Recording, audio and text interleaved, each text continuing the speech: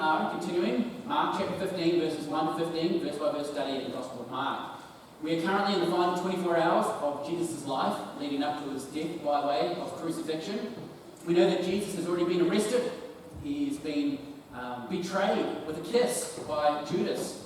We know that Jesus has already been tried by the religious Jewish council of that day, the Sanhedrin, and they have tried him in what was nothing less than an unjust, unlawful court hearing. And then last Sunday, we got a little glimpse of what was taking place outside. Inside, you have Jesus being on trial unjustly and unlawfully, but on the courtyard outside, you have one of Jesus' followers denying any association with Jesus, not once, not twice, but actually 3 times. And really, this leads us right up to today's passage, where we're going to see Jesus' trial now, not before the religious Jewish leaders, primarily, like we saw the other week, but in today's passage we're going to see Jesus' trial before the Gentile, that is, the non-Jewish Roman officials. Jesus has already been tried by the religious Jewish leaders. Now they're handing him over to the Roman authorities. And Jesus' trial before the Roman authorities, it really takes place in three main phases. It's not just one trial, but it's really one trial that's made up of 3 phases. With the 3 phases of this Jesus' trial before the Gentile court, well, really that is going to be what forms our outline of our passage this morning. We're going to divide it into 3 parts this morning. Firstly, we're going to see in verses 1 to 5, phase 1, which is Jesus before Pilate, verses 1 to 5. Secondly, we're going to see phase 2, and that's Jesus before Herod. That part's not mentioned in the Gospel of Mark, but we're going to cross-reference that just so we can get a more complete picture as to what's taking place here. And then the third part of our outline for our study this morning is phase 3, which is Jesus before Pilate. That's verses 6 to 15. So those are the 3 phases of Jesus' trial before the Gentiles. Jesus before Pilate, Jesus before Herod, Jesus before Pilate again. And what we're going to see in the life of Pilate is really an example of someone who does not stand up for what is right in the fear of the personal cost that's going to come to himself.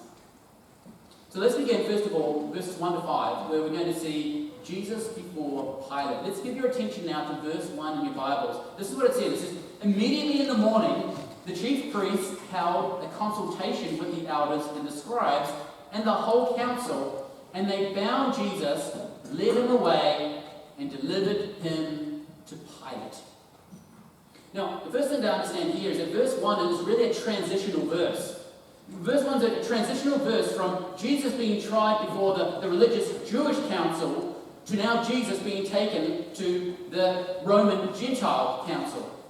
Notice firstly in verse 1, you see there that the Jewish religious council, they gathered together first thing in the morning to hold another court hearing, which would have been around about 5 a.m. in the morning, around about sunrise. And we know why this is, don't we? We know why it is that they've decided to hold this early morning court hearing for Jesus. Well, we know that what had taken place throughout the night leading up to that point was highly unlawful according to the Jewish law. As we mentioned a few weeks back, it was required that the trials would only be held in the daytime, in the daylight hours, rather than at nighttime. That was just something that was according to the Jewish law. You see, a lack of transparency, it always has the potential to bring about injustice within a court hearing. And so, no case was to ever be heard before the ruling Jewish authorities behind closed doors, but every Jewish court hearing had to be done in the public's eye. But in the case of Jesus, what happened? The exact opposite took place. We know that after his arrest, Jesus was taken to Annas, who was the father-in-law of the sitting high priest. He was then taken to Caiaphas, who was the sitting high priest at that particular time. And in the dead of night, behind closed doors, these religious Jewish leaders, they gave it their best shot to try to pin an accusation upon Jesus. They were just trying to find an accusation that would actually stick. And when they couldn't find anyone who could truthfully find fault in Jesus, They rallied up a bunch of scoundrels, a bunch of guys who were willing to lie against Jesus, but even then, their testimonies didn't agree. And in the end, the only thing they could really pin on Jesus, in the dead of night, behind the closed doors, without any transparency, the only thing they could pin on Jesus was blasphemy. Or should I say, what they thought to be blasphemy. They called it blasphemy simply because they did not want to accept the truth about the true identity of Jesus Christ. And it's with that, they not only sentenced Jesus to death, they also mocked him that night, they spat on him, and they beat him. And so, because what took place the night before was just a circus, just a horse and a pony show, it was just a mockery of justice. Because that's what all took place in the evening was highly unlawful according to their Jewish law. Well, as soon as sunrise happens the very next morning, the Jewish council, they want to hold another court hearing in daylight. When, as we're going to see, well, this is no more than just a mock trial. There was no authenticity to this trial this very next morning that we see there in verse 1. The religious Jewish council was simply just going through the motions to try to maintain a veneer of legality. If they found out that what took place the night before, well, they would have been removed from office. There would have been an uprising. It was unjust, it was unlawful, it was wrong.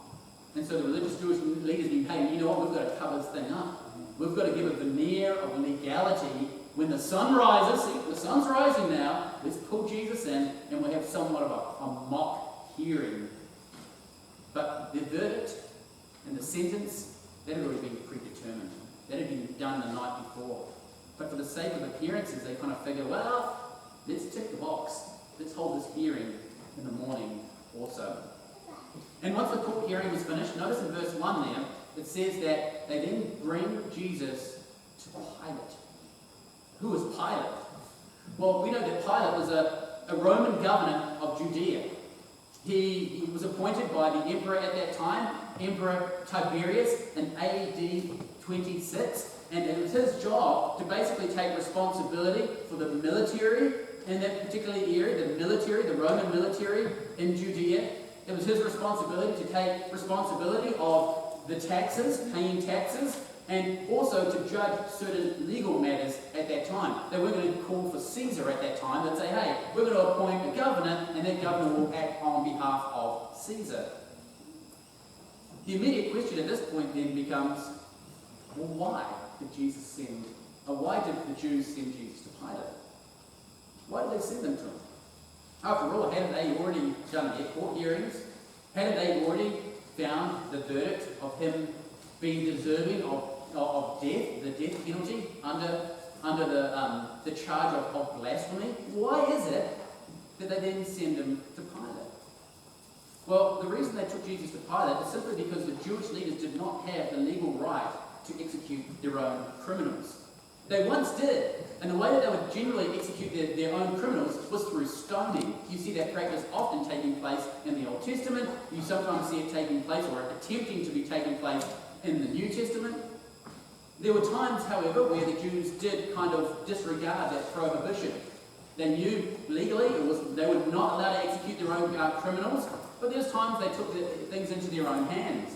And you only have to think ahead to Acts chapter 7, where the Jews, they stoned Stephen to death, the very first Christian martyr. That was unlawful. They took justice into their own hands at that time. So there were times where the Jews would do that, even though they weren't allowed to.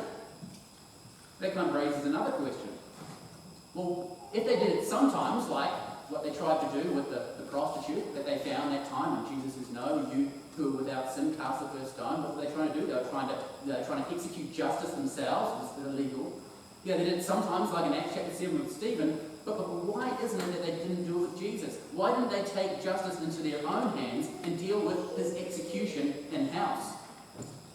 Well, I think if we reflect on previous passages leading up to this passage where we're at right now, I think we kind of get the answer. We know the Jewish leaders know that the multitudes of people who were there, they favoured Jesus. Jesus' popularity at that time was at an all-time high. And what's more, with it being the time of Passover, the Passover feast, well, you had Jerusalem that was just heavily populated with many, many, many Jews that had all come to Jerusalem for the Passover feast as part of what you might call their pilgrimage. And so the religious Jewish leaders knew that there would be a massive political fallout if they were to take justice into their own hands, if they were to execute the death penalty upon Jesus themselves. And that's why it is that they wanted to wait until after the Passover, when all the people left, all the pilgrims left Jerusalem, before they actually went and arrested Jesus. They didn't actually want to deal with Jesus. The religious Jewish leaders, their plan was to say, let's wait till after the Passover, and then we can arrest him, and then we can do what we want with him, because, hey, you know what, there won't be as many people to deal with politically when that time comes. But you see, the timeline is not really panning out the way that they hoped. So the very next thing, the next best thing, in their minds, is saying, you know what, we've just got to distance ourselves politically here. If we can't do to Jesus what we want to do to Jesus, let's just distance ourselves and let's try to find another way around it. And that way, that if they received any heat from the execution of Jesus, well, they could simply point to the Romans. If they could hand Jesus over to the Romans to execute the death penalty upon Jesus, well then if they had any flack, if there was anyone that came against them and says, you corrupt so-and-sos, well, they could look and they could point and they could put the blame on the Roman officials. And so that is their thinking. So with this hopeful expectation now that Pilate would agree to their sentence of Jesus, they take Jesus to Pilate at daybreak, which would have been around about 5 a.m. This is a time that Pilate would hear cases. He was a very busy man, history records, and any court hearings, any cases that he had to hear, he would hear very early in the morning upon sunrise so that he could judge those cases and he could get on with the rest of the day's work that he had in front of him. Unbeknown to Pilate at that point, this was not going to be an open and shut case. This is not just going to be a case that he's going to be able to, open and shut before breakfast time. This thing is going to drag out for the whole day, as we will soon see. Now, before Pilate could make a decision, Pilate, being a governor, and he was there to uphold the Roman justice in his province, he would have to take the normal procedures for a trial. He couldn't just hear from the Jews to say, oh, no, we've tried him, so, yeah, just do what we tell you to do.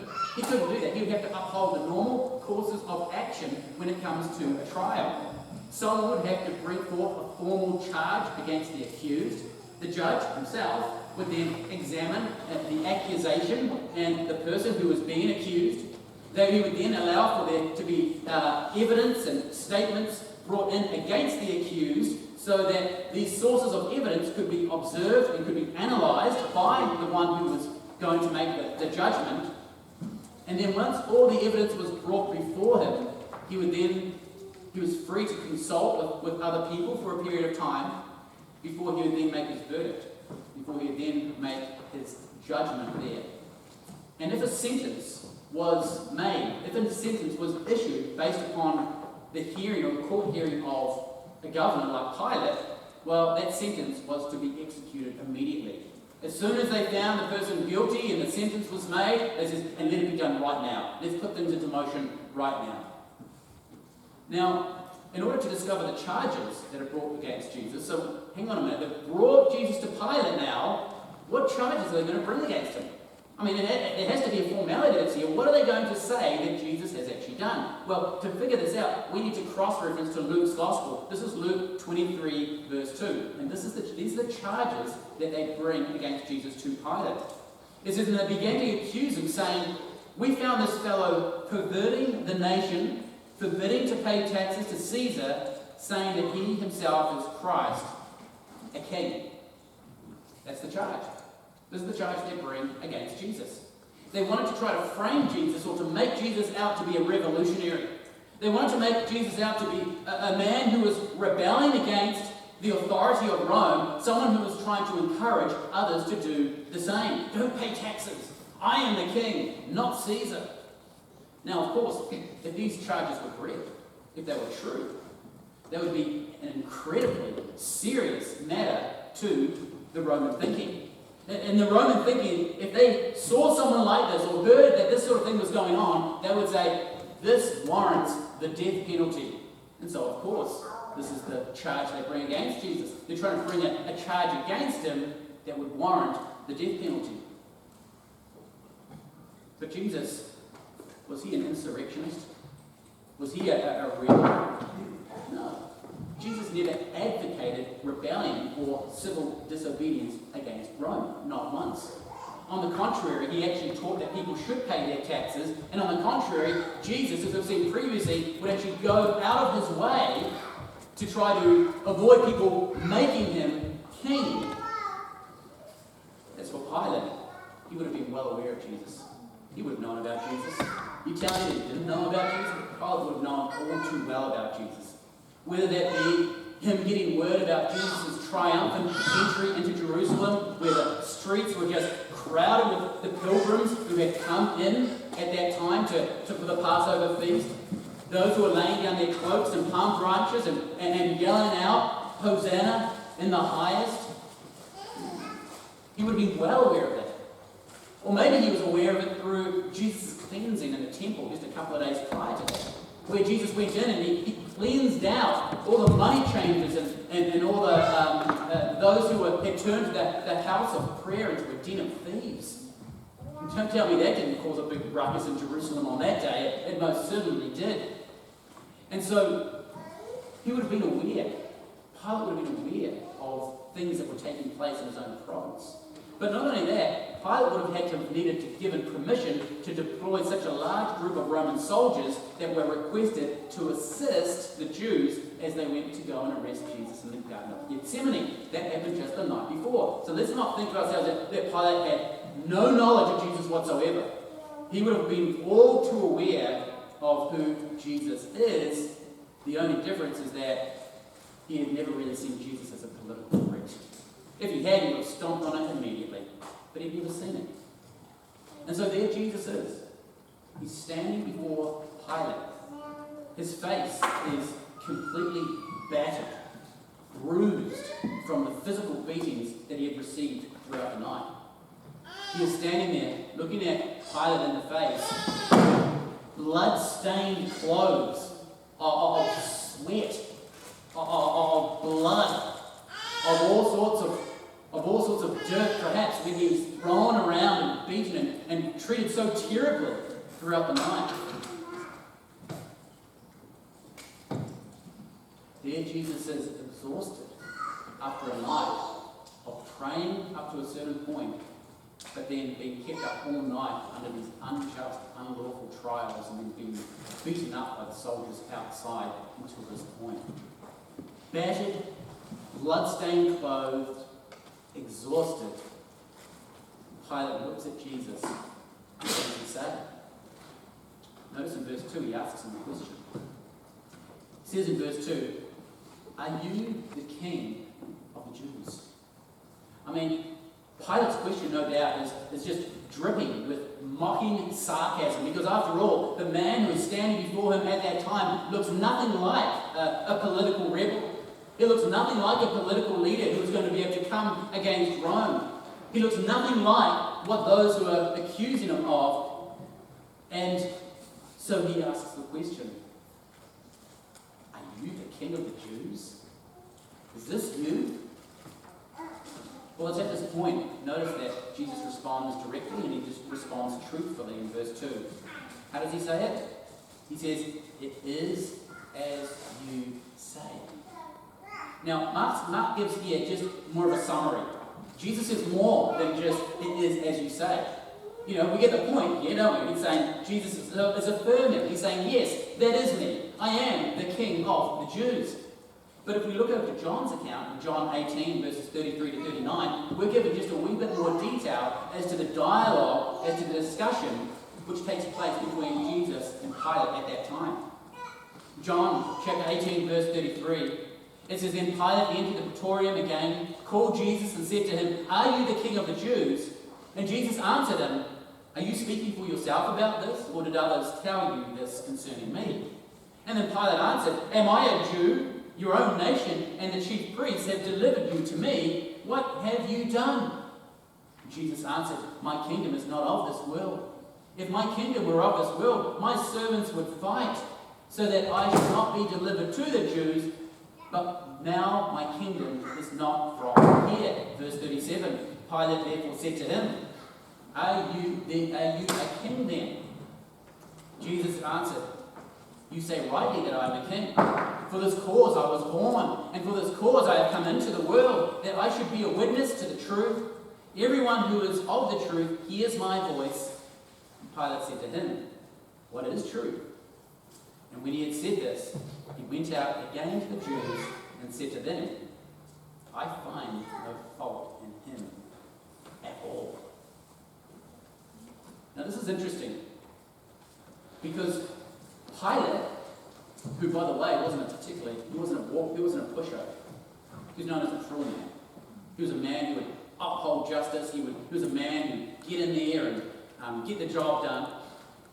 He questions Jesus, and he doesn't find him guilty of any kind of capital crime.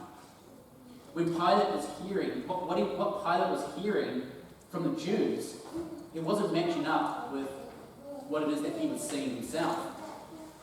Now this would have been incredibly troubling for the religious Jewish leaders, right?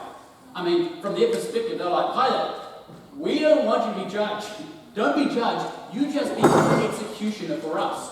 We'll take care of the judgment. You take care of the execution." The question is, how could Pilate act as executioner if he himself couldn't find any fault in Jesus? Not only that, but history records that Pilate didn't particularly like the Jews, and so he wouldn't have felt obliged to go out of his way at that time to try to please them. It kind of goes without saying that this would have stirred up the Jews, wouldn't it? I mean, think about it. The religious Jews were up all night as well. You know what it's like when you've been up all night, you're feeling a little cranky, you're feeling a little, I'm not thinking straight, I just want things to get done my way, I don't want to have to explain myself to you and everything like this again. Just do it my way, Pilate. But Pilate's there going, "I've talked to him, I don't find any fault in him whatsoever." So this is obviously stirring up the Jews, who are exhausted themselves, no doubt. We see this next in verse 3. Notice in your Bibles, it says, "And the chief priests accused him of many things, but he," speaking of Jesus, "answered nothing." Then Pilate asked him again, saying, "Do you answer nothing? See how many things they testify against you." But Jesus still answered nothing, so that Pilate marveled. I mean, what a contrast this would have been. On one side, you have a demonstration of uncontrolled anger, a demonstration of unrestrained deceit from the religious Jewish leaders at that time. But then on the other side, you have the majestic silence of the Lord Jesus. You have these religious leaders who are up in arms and just giving it everything that they can. They're exhausted, they're cranky, they're just, "Let it be done my way." They're accusing of all sorts of things. And there you have on the other side, composed, strong, confident, the Lord Jesus in silence. Jesus did not feel compelled to dialogue with these corrupt Jewish leaders. After all, he had said everything he needed to say. What more did he really need to say? He's already communicated that he is, in fact, the king of the Jews, and that his kingdom is not of this world. Any additional defense was unnecessary at this point on Jesus' part. Now, as for Pilate, he's blown away. He marvels, as the word says there. He's blown away by what he's seeing. He's seeing the silent confidence of one who is truly right with God. Well, this is phase one. Phase one of Jesus' trial before the Roman authorities. This is Jesus before Pilate. But the next phase, phase two, is Jesus' trial before Herod. And during the religious leaders' vicious accusations against Jesus, they make mention of something. They make mention of something that kind of gets the attention of Pilate. As they're firing these accusations at Jesus, they mention to Pilate that Jesus is actually a Galilean. And all of a sudden, a little light bulb goes ding, and Pilate's thinking. Pilate has an idea. What is his idea? Well, picking up in Luke chapter 23, verse 4, he says, "So Pilate said to the chief priests and the crowd, 'I find no fault in this man.' But they were more fierce, saying, 'He stirs up the people, teaching throughout Judea, beginning from,'" here it is, "'Galilee to this place.' When Pilate heard of Galilee, he asked if the man were a Galilean, and as soon as he knew that he belonged to Herod's jurisdiction, he sent him to Herod, who was also in Jerusalem at that time." And so Pilate, hoping to get some help here. I mean, he's in a desperate place here. He's got these angry, tired guys, and he's not seeing what they're seeing. He's, what am I meant to do here? But he gets to the point where he goes, you know what? I'm going to reach out to the ruler of Galilee. I'm going to reach out to Herod Antipas, who happened to be in Jerusalem at that particular time. After all, it's kind of like his jurisdiction. This is like a classic example of like passing the buck. You know, man, this isn't a too hard basket for me. I'm going to pass this thing along to someone else. Now, Herod Antipas, he was the son of King Herod the Great, the man who ordered for all the infant males in Bethlehem to be slaughtered at the time of Jesus. Herod Antipas is the same man who married his brother's wife and who ordered for the execution and the beheading of John the Baptist. And it's this Herod which Jesus is sent to by Pilate. And we see the account picking up in Luke chapter 23, verses 8 to 12. It says, "Now when Herod saw Jesus, he was exceedingly glad, for he had desired for a long time to see him, because he had heard many things about him, and he had hoped to see some miracle done by him. Then he questioned him with many words, but he answered him nothing. And the chief priests and the scribes stood and vehemently accused him. And then Herod, with his men of war, treated him with contempt and mocked him, arrayed him with a gorgeous robe, and sent him back to Pilate. That very day, Pilate and Herod became friends with each other, for previously they had been at enmity with one another." It's clear to see that when Herod was finally face to face with Jesus, he's very unimpressed. He would have heard the prophecies. He would have heard the great lengths that his dad, had gone to try to eliminate this guy, to eliminate the Messiah, wiping out every infant male in the area of Bethlehem. He would have heard the prophecies about that. He would have also been fearful of that Jesus may have been John the Baptist, as we know. He was fearful that maybe Jesus was John the Baptist, risen again from the dead. But realizing now that Jesus wasn't John the Baptist, resurrected form, we see that Herod's curiosity soon turns to ridicule. He orders the soldiers to dress Jesus up in a dazzling robe, mocking the King of Kings, mocking the Lord of Lords, as though Jesus were none of these. But apart from Herod's bizarre amusement from Jesus, he returns Jesus back to Pilate, notice this, without any charges, without finding guilt in him at all. Now, at this point, you can imagine the religious Jewish leaders. They're becoming very desperate. They are, becoming very, very distressed. Two Roman officials that have the power to execute Jesus have tried him, and neither one of them are finding him guilty. Needless to say, this is not going the way that the religious Jewish leaders thought it was going to go. They thought it was going to be an open and closed case. Let's run a mock hearing, let's send him off to Pilate, let's tell him, hey, this is what he's done, and they thought that the sentence would be executed immediately. It's not going the way that they thought. That's phase 2. That's Jesus before Herod.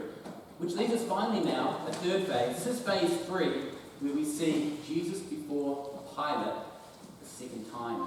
This is verses 6 to 15. This leads us now to the time where Pilate is now finding him in a very, very difficult political situation. He's finding himself torn. You see, he thought he could pass the buck.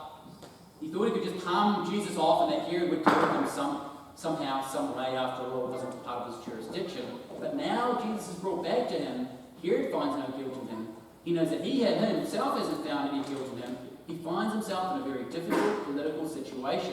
After all, he knew that Jesus was innocent despite all the charges the Jews had tried to bring against him. But not only that, there was something in Pilate that wanted to preserve a sense of justice in his province. If he didn't really hear about justice, he would have just heard the Jews and just executed them. But there's something about Pilate that he did want to maintain a level of justice that was there in his province. Yet at the same time, because he could see how worked up the Jewish leaders were becoming, he was concerned with Pilate. He was concerned by the culture. He was concerned by the society. He was concerned by the opposition that was coming his way. You see, Pilate had experienced quite a rocky road, politically speaking, having been appointed as the governor of Judea. It had not been an easy ride for Pilate. Much of it was self-inflicted, like when he first came into Judea, he allowed his soldiers to enter into Jerusalem. They were holding up big banners of the image of Caesar, and they held these images, and they placed these images, these banners of Caesar, around the city of Jerusalem. This resulted in a huge protest that lasted days and days and days from the Jews. The Jews refused to back down, even though they were being threatened to be all killed. The Jews would not back down. They said, you rip down that image of Caesar, we do not want that image within our city. And it got to the point, very early on in Pilate's reign, his rule there in the province of Judea, that he was eventually forced to remove those images in much humiliation. He was absolutely humiliated. Here's the powerful Roman ruler of Judea now coming in, and within days he's there with his tail in between his legs, having to rip down his signs of authority. Well, another time, Pilate, we know from history, insisted on placing gold-covered shields in Jerusalem, honouring Tiberius Caesar. Come on, Pilate didn't convert it the first time around. Maybe he thought he'd give it another try. Well, I'm feeling a bit more confident in myself. I'm going to get these gold-covered shields that honoured Tiberius Caesar, and I'm going to place them all around Jerusalem. When Pilate stubbornly refused to take them down, what did the Jews do? They sent a delegate to Rome, and they brought their case before Caesar himself. And when Caesar heard of what it is that Pilate was doing, he was outraged at Pilate for Pilate's insensitivity, and he ordered that those shields be taken down at once. And so, from that time, right up to this point of Jesus' trial, we know at this very point, Pilate was walking on very, very thin ice, politically speaking. In fact, it's said that another bad report from, about Pilate, one more bad report reaching Caesar about Pilate, or Pilate would be removed from that place as governor. While Pilate was in this place of indecision, he gets Jesus back to him. This is the backdrop. He realizes things are a bit weak. He's on thin ice, politically speaking. Well, it says in John 19:12, the Jews start to yell at him. It says, from then on, Pilate sought to release him, but the Jews cried out, saying, if you let this man go, you are not Caesar's friend. Whoever makes himself a king speaks against Caesar. And then Pilate interpreted that. He knew exactly what was taking place. He knew the interpretation of what it is that they were saying. He knew exactly what sort of threat the Jews were coming to him with. If Pilate did not do what it is that they wanted him to do, they were going to take their complaint directly to Caesar, and they would essentially charge Pilate with treason, with rebellion against Rome. You can just imagine Pilate at that point going, oh gosh, that's all Caesar needs to hear. Now I'm not charging those who are really coming up against his authority. And so it's with this background in mind, Pilate decides to appeal. And he tries to take a different approach. See, Pilate wasn't a stupid guy. He was a guy who had his head screwed on correctly. He tried to come in from a different angle. And he tries to appeal to an annual Passover tradition. Notice in your Bibles there, verse 6. Now in the feast, he was accustomed to releasing one prisoner to them, whomever they requested. And so, Every year, the governor would grant amnesty, essentially. Amnesty to one sentenced criminal, and it would be of the people's choice. The people got to choose. Out of all the convicted criminals, who would you like to go free? And this is a way, a practice, which helped to cultivate among the people some goodwill, a bit of goodwill among the Jews, and it demonstrated that, hey, there is a merciful side to Rome as well. You see the forceful side of Rome, but there's also a merciful side to Rome as well. And so this is a practice that they tried to do to cultivate this thing. In Pilate's thinking, he thought that the crowd, knowing the popularity of Jesus, he probably thought, the crowd is going to request that Jesus be released. After all, here he is. He's the one that everyone loves. Surely they'll release Jesus. In which case, if the people ask that Jesus be released, well then, this dilemma is all solved. Because it wouldn't look as though he was the one who actually sentenced him or released him or got him off the hook. If anyone accused him of Pilate of letting Jesus off the hook, he'd say, no, this was the people's choice. It wasn't my choice. Again, trying to find a way out of this very tough situation that he found himself in. Well, continuing, notice in your Bibles there, verse 7. And there's one named Barabbas, who was chained with his fellow rebels. They had committed murder in the rebellion. Then the multitude, crying out, began to ask him to do just as he had always done for them. But Pilate answered them, saying, "Do you want me to release to you the king of the Jews?" For he knew that the chief priests had handed him over because of envy. Interesting. Because what we see here is that Pilate recognized the true motivation of these Jewish leaders. He knew that these Jewish leaders what was motivating these Jewish leaders to execute Jesus, it had nothing to do with their loyalty to Rome, but instead, these Jewish leaders were safeguarding and trying to protect their influence, their religious influence among the people. Pilate could see a mile off. These guys were not discreet. They thought they were kind of sly, but they weren't. Now, in the middle of this drama, Pilate just up and arm, what am I going to do? I'm trying to appeal to this annual thing that we do each time and all the rest of it. In the middle of all this, he gets a message. Ding, ding. You know who it's from? It's from Pilate's wife. "Honey, I'm busy." Well, what does he say? What does the message say from his wife? Matthew 27, verse 19. While he was sitting on the judgment seat, his wife sent to him, saying, "Have nothing to do with that just man. For I have suffered many things today in a dream because of him."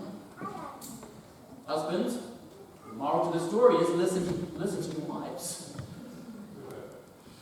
But more immediately, there was something greatly troubling to Pilate's wife. There was something, evidently, that she saw in a dream, that she woke up and she was conscious, but there was something that was still playing on her mind. Something that she couldn't shake. She would have probably heard that the soldiers stomping through in the dark of night as they went to the Garden of Gethsemane to go and arrest Jesus. Perhaps they heard the beatings that were taking place and the injustice that was taking place. By the way, the locality of where the Roman governors were compared to the religious Jewish leaders, it was pretty close together. And so maybe she was seeing these things and hearing these things, and somehow God gives her a dream of what's taking place here. She wakes up and she can't shake this thing.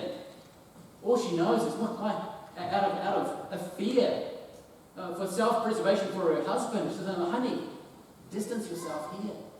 I'm deeply, deeply troubled. What's going on here is not right." I don't think it was a custom, knowing the treatment of women back in that day. I don't think it was a custom for a woman to approach her husband in such a way, especially if he's a powerful ruler, especially if he's in the middle of making a court-hearing decision. But his wife feels so strongly about this that she appeals to him. And I think this appeal would have just really got his attention at this point. Not only does Pilate know himself from his own examination that Jesus is innocent, not only does the one who he hates, which was Herod, he finds him innocent as well. Well, now his own wife is messaging him saying, "Honey, don't do it." But as Pilate was contemplating his wife's message, the Jewish leaders, they move in. Maybe they could look over his shoulder. Maybe they checked out his cell phone and saw the message sort of pop up from wifey, watch out, hubby. Maybe somehow maybe they got wind that, hey, his wife is now in on the picture as well. And as Pilate's contemplating his wife's message, the Jewish leaders move in, they begin to hype up the crowd even more. And rightfully so, from their perspective, they're going, this is going terribly wrong. Verse 11, notice in your Bibles, but the chief priest stirred up the crowd so that he should rather release Barabbas to them. Now Pilate, he's got to be taken back. He's got to be taken back by the ruthless response of this man that everyone seems to find innocent. And so he inquires further, verse 12, notice it. Pilate answered and said to them again, what then do you want me to do with him whom you call the King of the Jews? So they cry out again, crucify him. Then Pilate said to him, why? What evil has he done? And cried out to him all the more, crucify him. No one could point to a single thing that Jesus had actually done wrong. No one. Even the people that hated him couldn't. All they could do was say, we want for him to be executed. Pilate asked, but why? Why do you want it? I can't find any fault in him. Herod can't find any fault in him. Why? No fault was there. Execute him.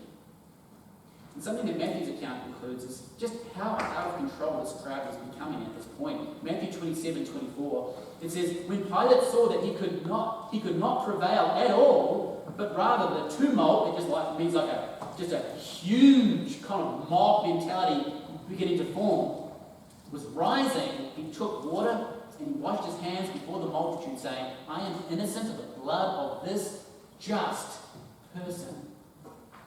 You see to it. He's wiping his hands clean. Pilate could not with good conscience make that decision.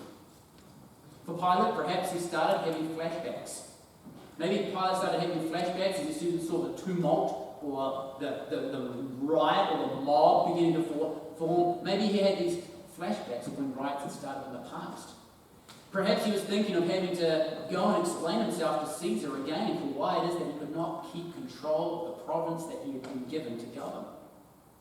Either way, Pilate made the decision to take the path of least resistance.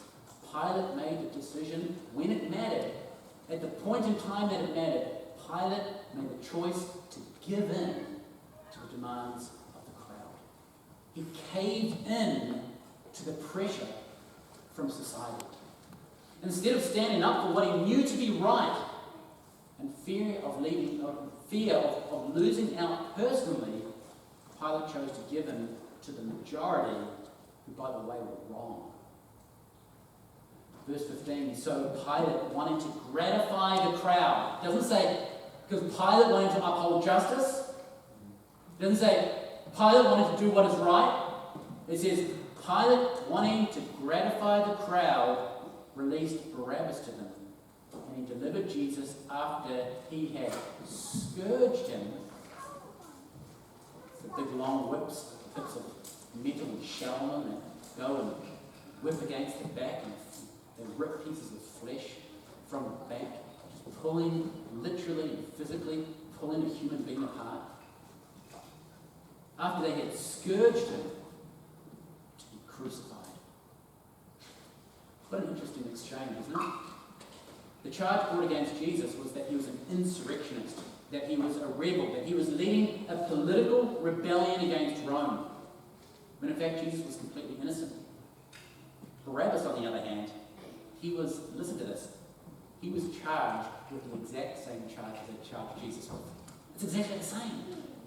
The only difference is that Barabbas was actually guilty.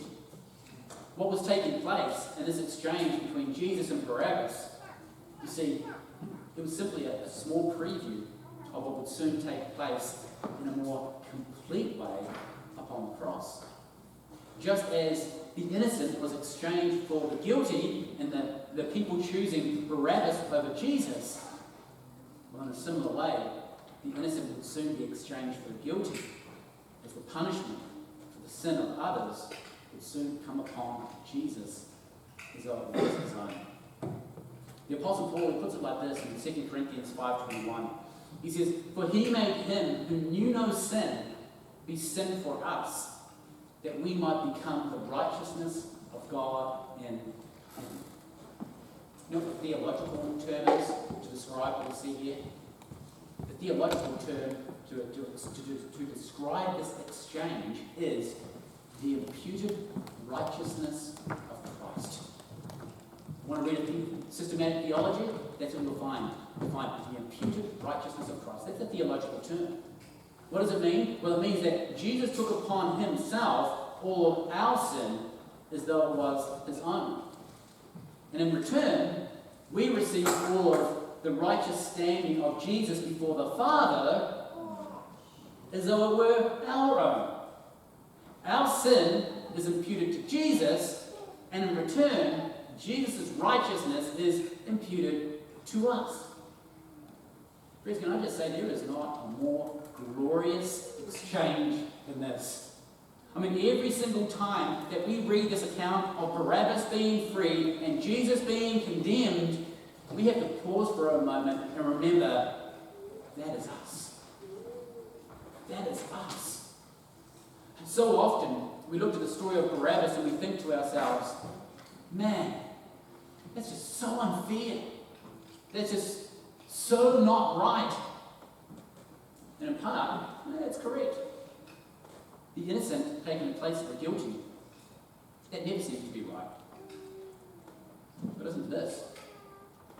When the innocent does so, when the innocent takes the place of the guilty, and he does so willingly and voluntarily, that's not called injustice. It's called grace. It's receiving something that we do not deserve. Looking back at verse 12, the most important question we see here, this is the most important question that can be asked of any single person. You want to know what the most important question is that can be asked by any single person? Look back in verse 12. What shall I do with him who you call the King of the Jews? Most important decision that any person will ever make. One thing that Pilate and Herod did not realize at that time is that they would, in fact, see Jesus again. This was not the last time that they would see Jesus. But when that day comes, well, both Pilate and Herod will have a much different attitude towards Jesus. Instead of mocking him, instead of treating him with contempt, both Pilate and Herod will be bowed down face first before him. In the account of today's passage, Jesus was on trial before Pilate. Jesus was on trial before Herod. There is coming a day when Pilate and Herod will be on trial before the Lord Jesus. In his divine and in his completely just court of law. And it's in that day the Lamb's Book of Life will be opened before them, where those who have not trusted in Christ will be judged according to their works and cast into the lake of fire. Jesus was able to stand in their courtrooms with quiet confidence, knowing that one day both of them would stand in his courtroom where they would be silenced. Well, this brings our study to a close, but as we bring it to a close, I think it's good for us to consider the example of Pilate. What was the example of Pilate? What did we see in the example of Pilate? Well, we saw in the example of Pilate as one who crumbled under the pressure of the crowd. And I think, therefore, the application for us is clear to see. As believers, it's important that we stand up for what is right, even if our stand may come at a great personal cost to ourselves. It's important for us as believers to stand up for what is right, even when our stand may come at a great personal cost to ourselves. You see, Pilate, he sought to preserve his position, and the way that he sought to preserve his position was through compromising on what it is that he knew to be true. He knew that if he took a stand for what is right, it would come at the cost of his popularity. He knew that if he stood for what is right, he would most probably lose his job. He knew that if he stood up for what is right, that he would most probably lose his entire livelihood.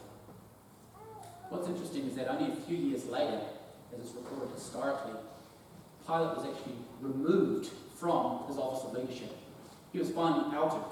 And by the way, it was self-inflicted. It was something that he did that was wrong. And he got busted once again. The position that he had tried so hard to preserve, regardless of the cost, regardless of standing for what is true and denying what is true, the position that he tried so hard to preserve was ripped out from underneath his feet.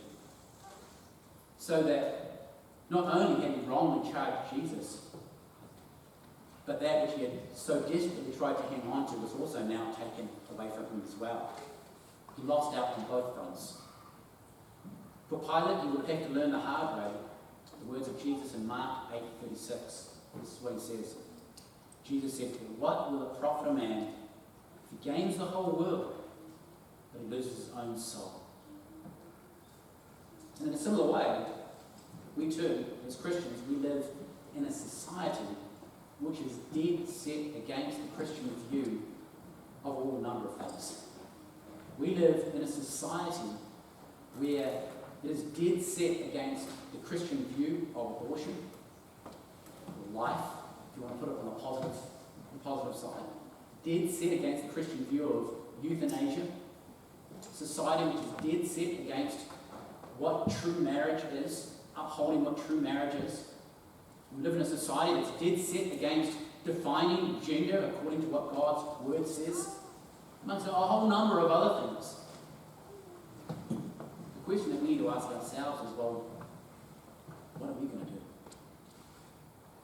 When we get asked about abortion, when we get asked about euthanasia, when we get asked about marriage, when we get asked about gender, when we get asked about homosexuality, when we get asked about these hot topics of our culture today, what are we going to do? Are we prepared to stand up for what is right, even if it comes at great personal cost to ourselves? We need God's grace for that. Naturally, we are Pilate. We crumble. Perhaps we have crumbled. Perhaps this last week has been an opportunity for us to stand for what is right, except because of fear of the backlash, big fear of the consequences, we've kind of backed down a little bit. With God's strength, we can do that. We can stand for what is right, knowing that Jesus stood for what is right.